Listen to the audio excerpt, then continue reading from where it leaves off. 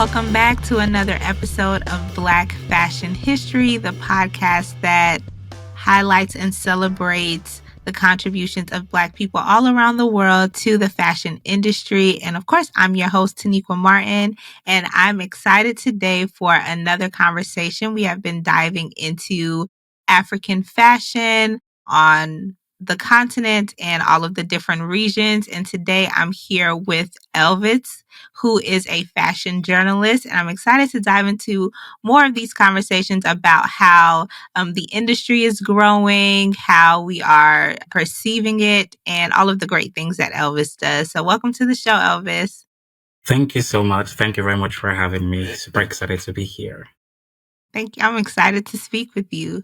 So, as I mentioned, you're a fashion journalist, and that's how I would categorize you. But if you consider yourself something different, please let me know.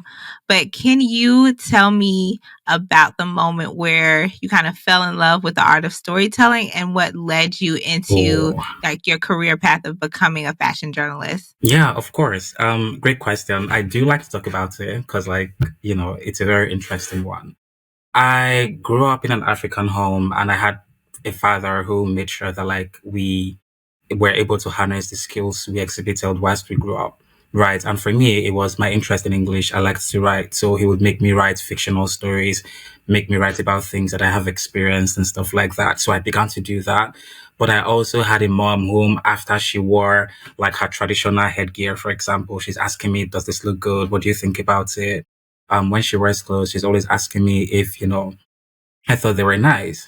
So I had an interest in writing and I had an interest in fashion, right? But also, if you grew up in an African home, you'd know that like sometimes, especially to them, a lot of the career paths do not necessarily provide some kind of safety. Absolutely. Yeah. So my father was like, we know that you love writing and we know you love English, but being an author isn't something that was sustainable at the time. So I went on into pursuing like another degree. So I went into school, the university, and then I started to do my bachelor's in agriculture, crop science. So I learned about like crops and all of that stuff.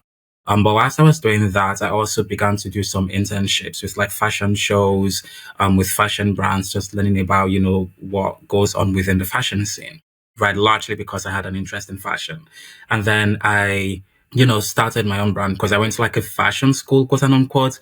And I'm doing Mhm. that because like Africa or like Nigeria, where I grew up, doesn't necessarily have like fashion schools. Like we have more of fashion houses. To think how you'd go to like a popular fashion brand, for example, and then you learn about, how to sew. So that's pretty much what I was doing at the time. Like I learned how to draft patterns, I learned how to do illustrations, and then I learned about the business of fashion.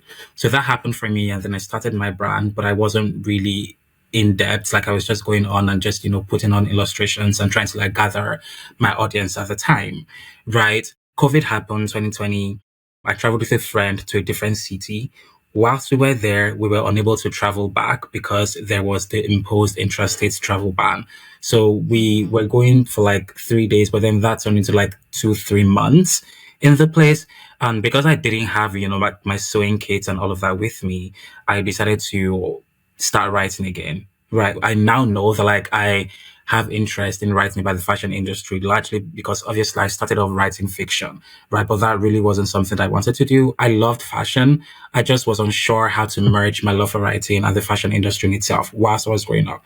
But during the course of the years in university and like seeing how people began to write about fashion, I thought, oh, I do like this, right? So whilst we got to the city where there was the ban, I decided to like reach out to a number of magazines and publications and just like ask them, hi, my name is this. I'm writing about the Nigerian fashion industry and the African fashion industry. I see that your magazine is very Eurocentric and very focused on the North American market. There's not much going on for you when it comes to the African fashion industry. So I began to pitch to them, pitch stories to them, and that's really how, I started off. That's basically my journey into being all of this right now. Okay, that's so interesting that you decided to go to school for agriculture as, Yeah. the intermittent career path to appease your parents. Agriculture is just so different from fashion. Mm. But, you eventually found your way to be able to do what you love. Were there any other like Nigerian fashion journalists or like African fashion journalists in general or professionals that inspired you as you started working in the field? I mean, not necessarily fashion journalists. I know I did Okay. see a number of like creative directors and stylists whom, did that. And then I did see a number of people whom were freelance journalists themselves. And like they didn't necessarily have a niche. So they literally wrote about almost everything.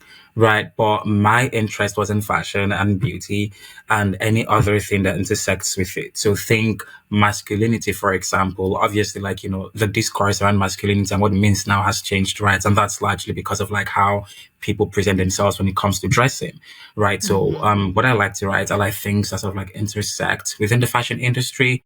Yeah, so I didn't necessarily see like African fashion journalists, to be honest, but I did see a number of freelance journalists, people who wrote about things, and I thought, oh, I wanted to do that, but also through the lenses of the fashion industry in Africa. Okay.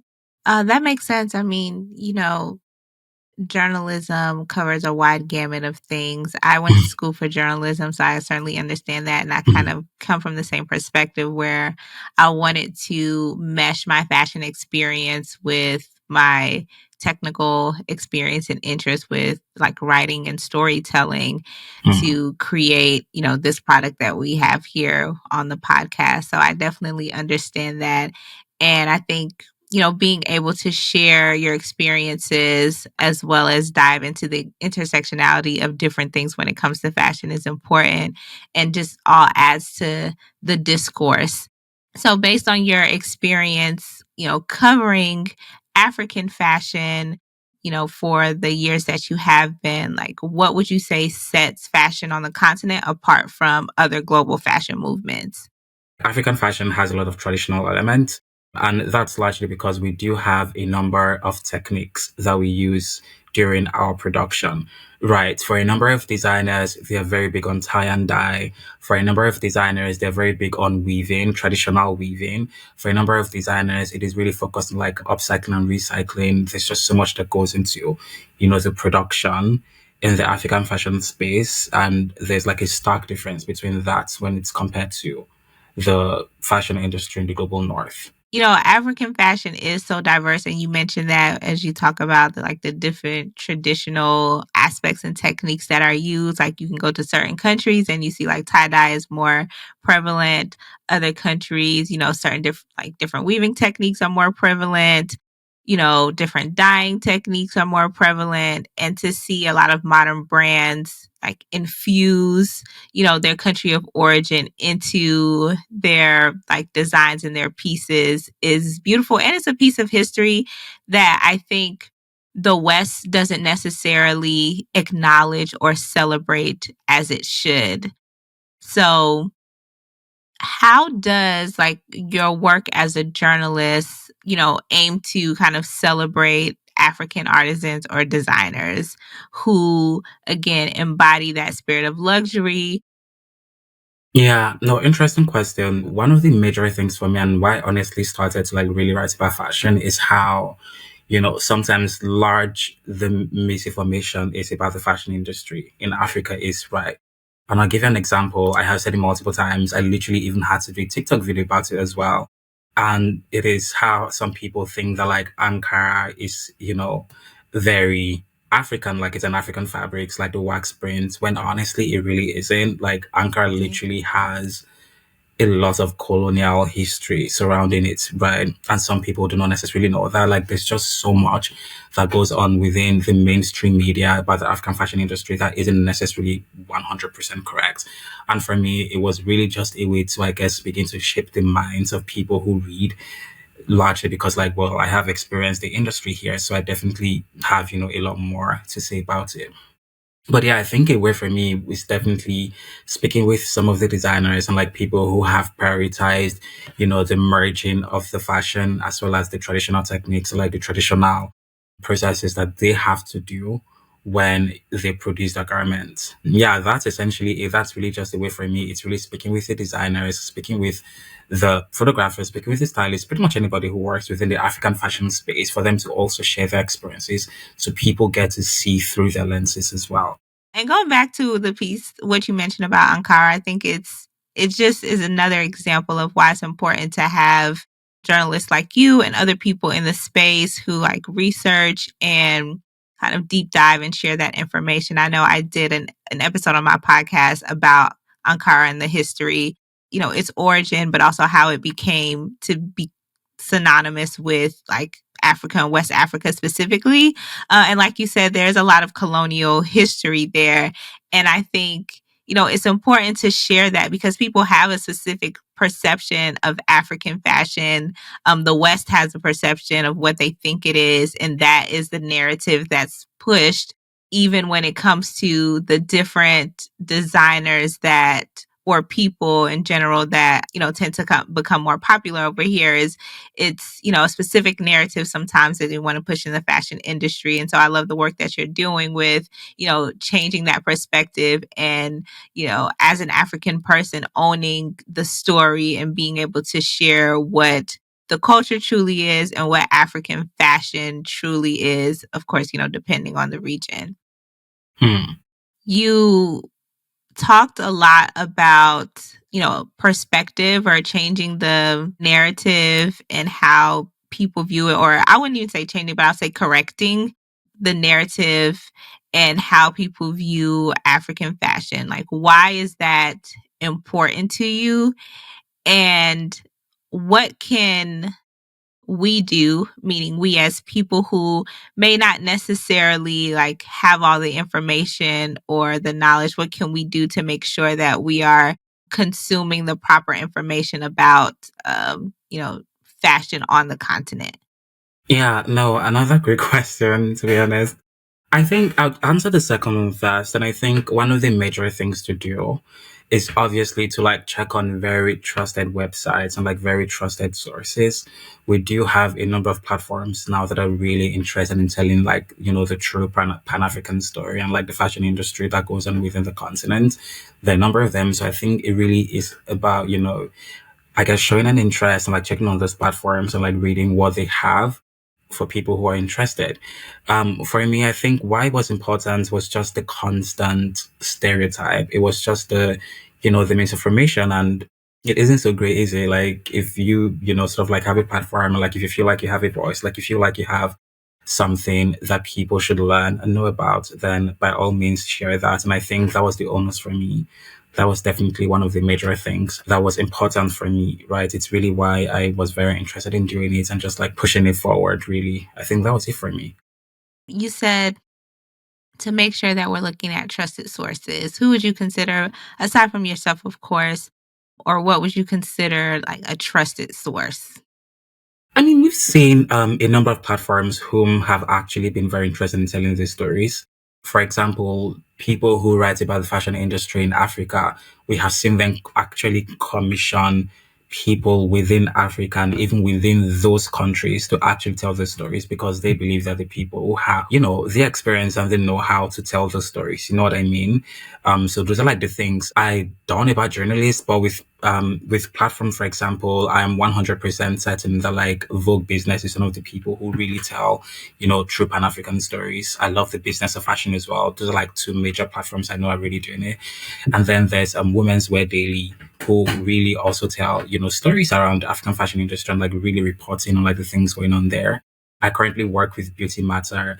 I don't write about fashion for them. I write about the beauty industry in Africa. And like, they're very interested in wanting to learn about the industry as well. So like these are platforms that I would 1000% recommend for people who are really looking forward to learning about it. Not to say there are not others. There are a number of platforms No, who are really doing it. But, yeah, these are the ones that I would really recommend.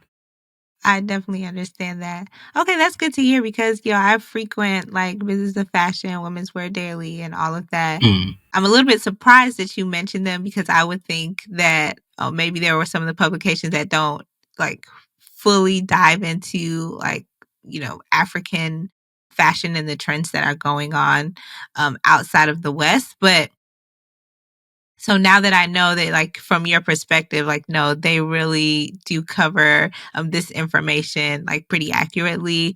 I'll definitely kind of dig into them more for that kind of mm, stuff.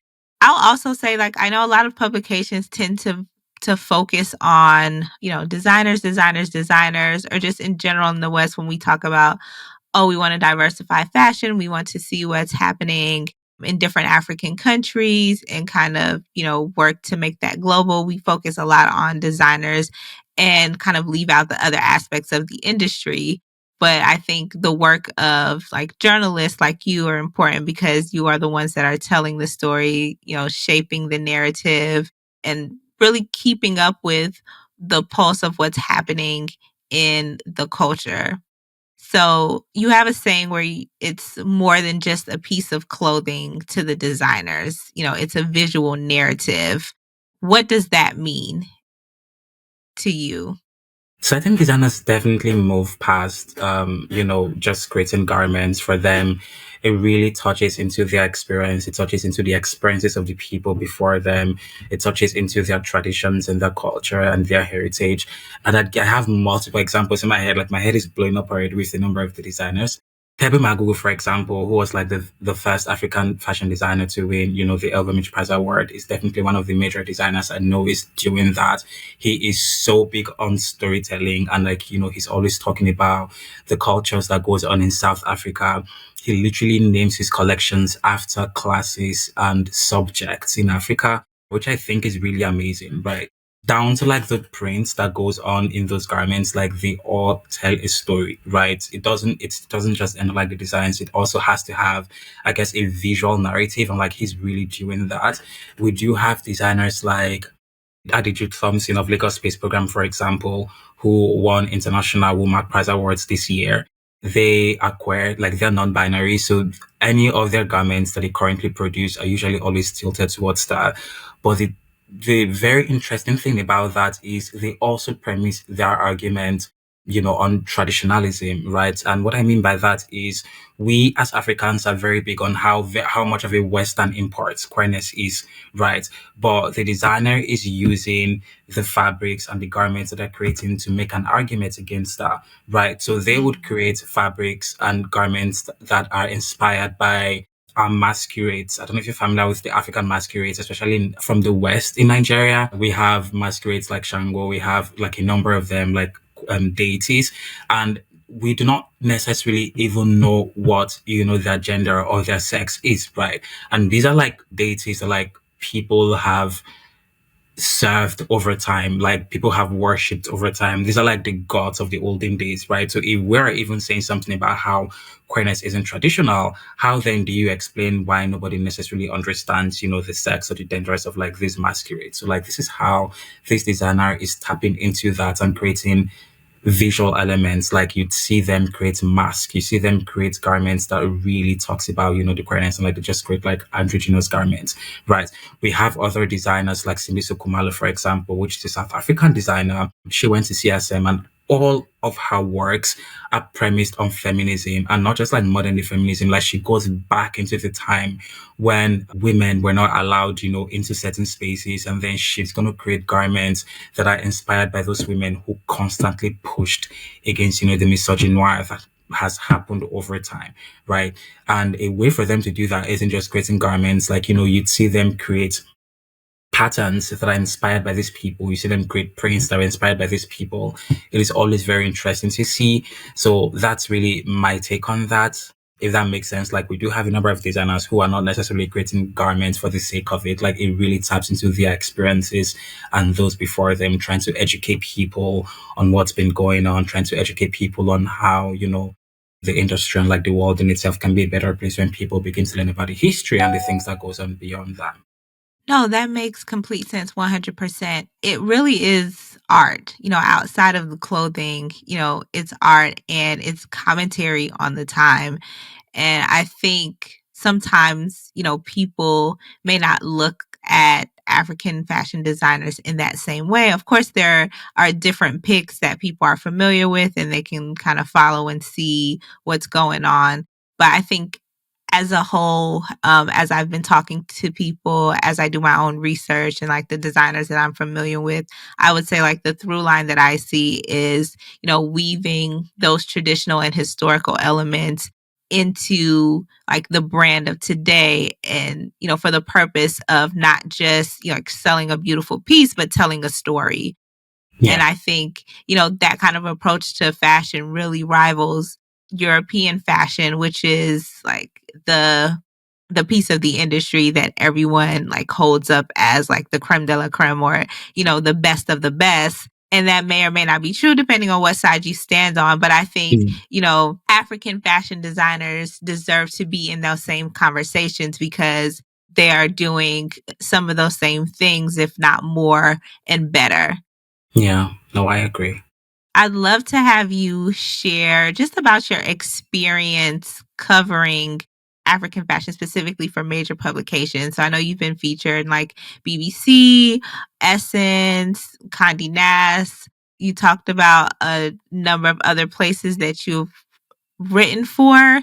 With a lot of these places being based in the West, I can imagine that sometimes there's a little bit of like a push and pull, or you experience challenges or the politics when it comes to writing about African fashion. Can you talk about that a little bit? Yeah, no. I'm laughing honestly because like I literally just had a flashback on like when I started. Oh my God, it was so hard. It was very hard. And that's because, a number of them were not at the time necessarily open to exploring, this side, right? Obviously, like publications, based on what I have learned, they definitely have their audience, like they have the people, they have their readers, right? And like they understand that sometimes some stories may not sell to their audience. So they do not, necessarily go with that. You know what I mean? Like, because Mhm. they understand that, yeah, like our audience are really just focusing about like the fashion in Europe, like the fashion in America. They may not really care about what's going on in Africa. I think the only time, or the one of the major times, like one of the things that I have learned since pitching is trying to make sure that sometimes the story also has like a direct relationship with what goes on in the West. That's like one of the ways I have seen that like they are like sort of interested. So if, for example, Nike opens a flagship store in Lagos, Nigeria, or we have people like L'Oreal and Unilever opening things in South Africa, for example, and then you pitch it to these people, that's when they may have interest in it. Like, oh, okay, like our audience may be interested in wanting to learn about this story, or they may not. I think that was like one of the major things I had to learn whilst I was starting off. But also, like I've said to you, there are a few zines and like a few publications who are open to covering the stories. I think for them it's really just dependent on how well you're able to pitch to them to convince them that this is something that they should be interested in, right? But there's definitely the politics of covering. Like it is 1000% there. If their audience is interested in it, then they don't get to cover it. You know what I mean? Even though it is a story that should be interesting, like a story that people should want to learn about. So a number of these like major publications tend to have like a Africa section or offshoot. Vogue doesn't have one yet. I'm still waiting. But like, there's BBC Africa, like different things like that. What are your thoughts on that? Do you think that that is a good thing or it's beneficial when it comes to, the storytelling and the conversations, or what's your perspective? No, I think that's great. I think that's an interesting thing, honestly. I don't know if you've seen the report, but like there's a New York Times report that's currently going on everywhere, like how one in every four people I think would most likely be African. Oh no, I Like haven't this, seen that. yeah, there's just like so much going on in Africa right now. By 2050, that like almost everywhere you'd find like one African person. And that's because like, obviously if it's just Nigeria, which is like the largest black nation, for example, that has like we have over 200 million people, there's so much story going on here. 200 million people, there's like major things coming up from there. So I do think it's an interesting thing. I think, largely because like this is a potential market and a place that necessarily hasn't been tapped like its full potential. I think it's very interesting to see a number of these publications who are like, interested in wanting to have this story told. And I'm also going to say, like, just quickly, talk about like Beauty Matter, for example, like when they reached out and wanted me to like start to write about like the beauty industry in Africa because they have seen like a number of things and they wanted somebody who was going to be like the Africa correspondent for them. And like over time, like I've really pushed out a number of stories that I think, has obviously brought in like a new audience into them, which I think is very good. I don't have anything against that, to be honest.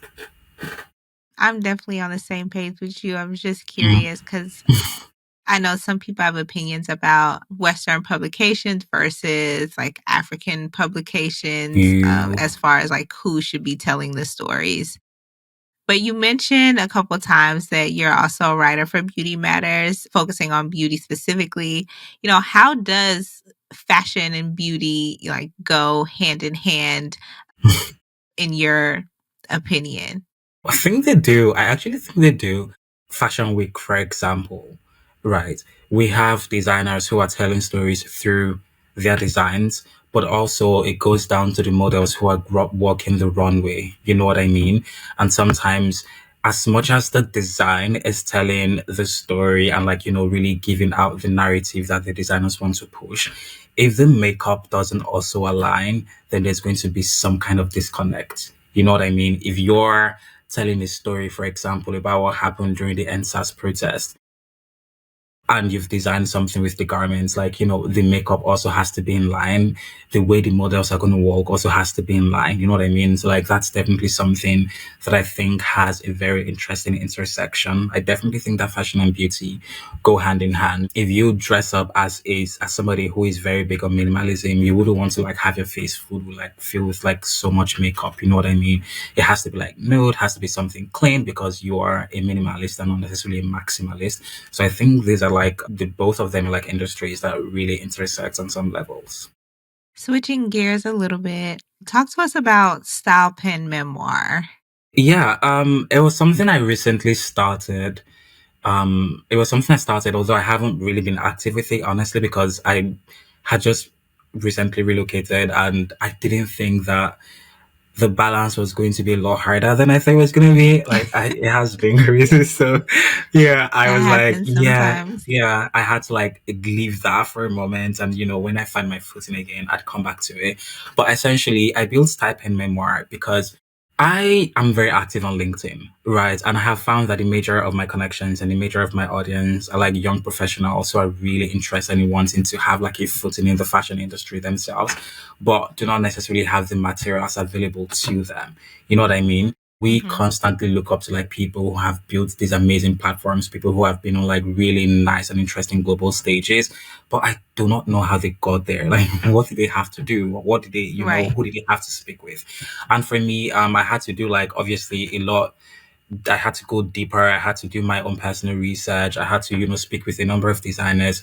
And I thought, okay, because a number of people are interested in wanting to also, find their footing in the industry, but are not necessarily abreast with those kind of information, I would create a platform for them where, I write about the experiences, I use my lens, like my experience, like, just create like a broader conversation around what goes on in the fashion industry. Like, we do have designers who really want to globalize their brands, but they don't even know how to. Like, somebody can come up to you and say, "Hi, I want to ship to the US. Like, what do I do?" Like, these information are not available to them, right? Mhm. So that's really what this type of memoir is about. It's really for like young fashion professionals and executives who really are looking forward to, like, being, I guess, like a public figure, like a personal brand within the fashion industry, and just need the necessary information for them to pivot from there.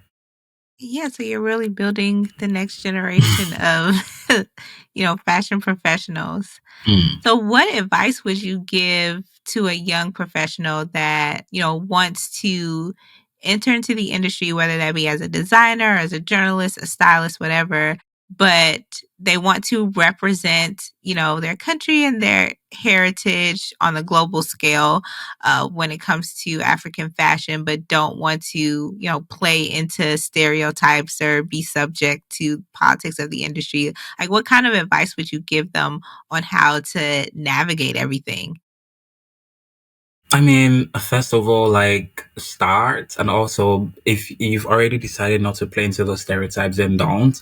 Like, have had people who reach out to me and like talk to me about this, and it wasn't my values, so I had to Mhm. politely turn those down. You know what I mean? Like, oh, I'm sorry, this isn't something I'd like to do because it really pushed a certain kind of stereotype they were even trying to change anyway. So I just didn't. If that's not something you're interested in, then don't.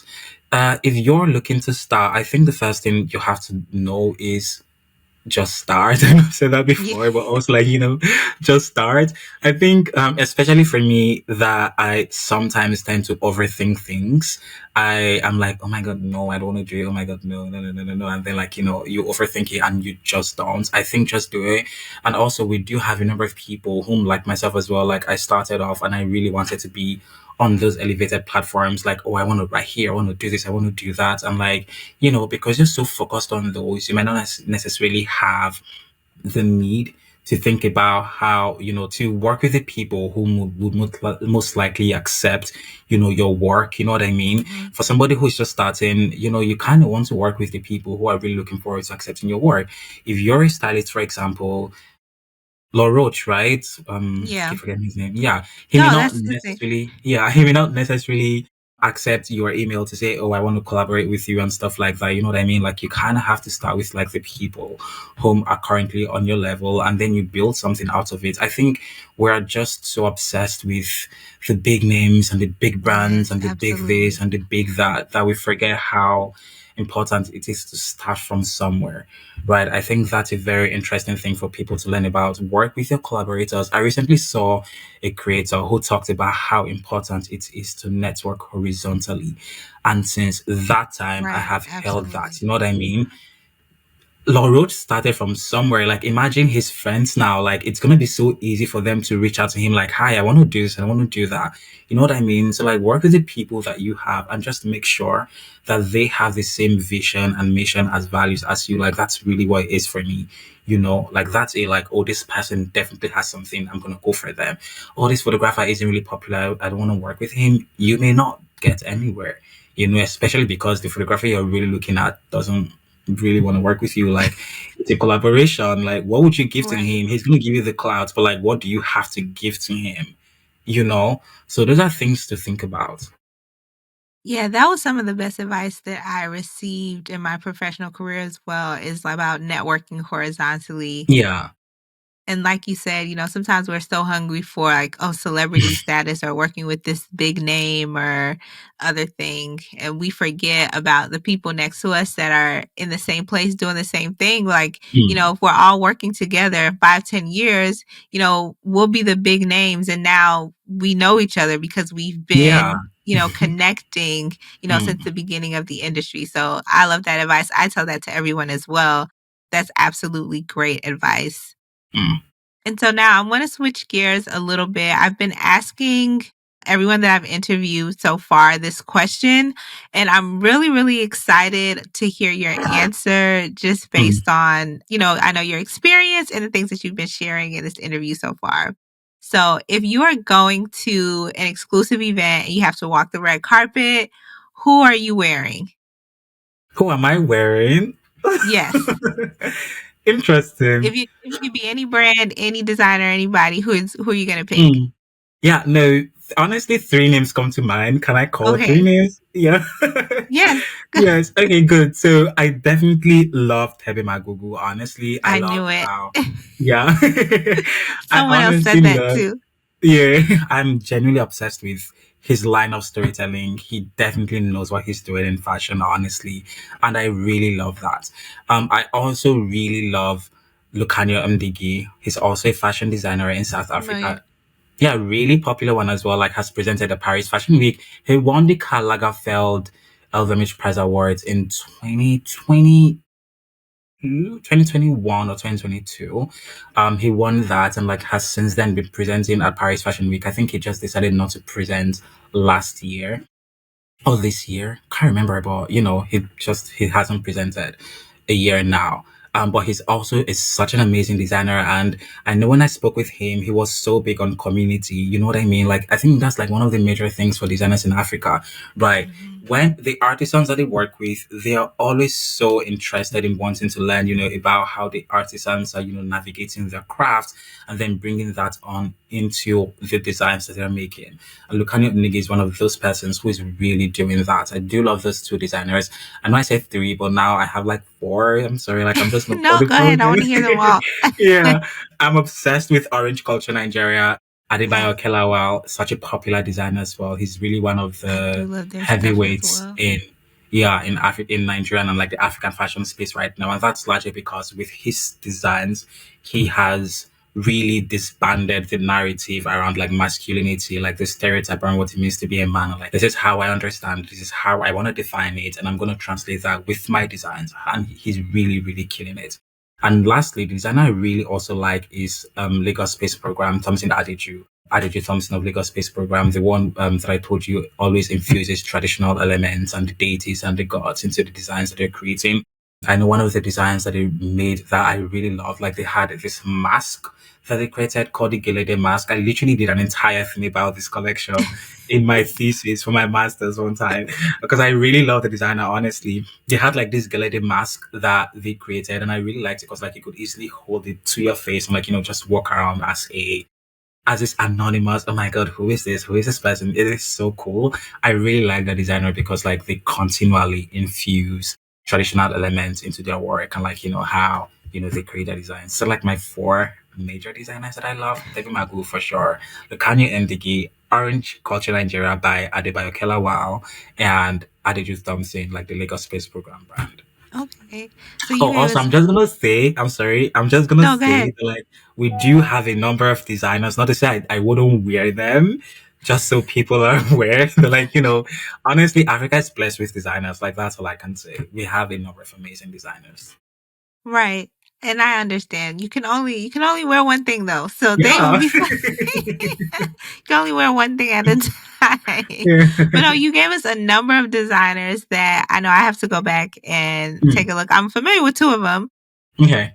but I have to go back and look up the other two and get, caught up on what's going on in the world Yeah. because I'm behind.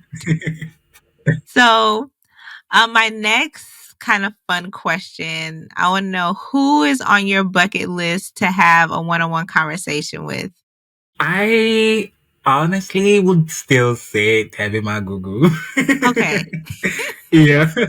Honestly, I want to know how he thinks because everything that he's done has honestly proven to be a success, right? There was this time where he created this limited edition thing with like family heirloom and just like, just to, I guess, celebrate the people in our lives, right? And that was so cool. Like Michelle Obama wore it, Lupita Nyong'o wore it, so many people wore it. I just want to understand how do you think of these things? Because, these things are not things that are just like readily available to people who are looking to explore the fashion industry, right? I really would love to speak with him. And that's honestly because like I haven't had the chance to. Usually when I send an email to have a conversation, he's always working on a collection or he's traveling. So we haven't really had like a time for me to do like an interview with him for the pieces I'm writing. But he's definitely one of the designers that I would 1000% love to have a sit down with for him to really break down his thought process. How do you know that you want to start, talking about the South African culture? How do you know that how do you print? How do you know you have to do that?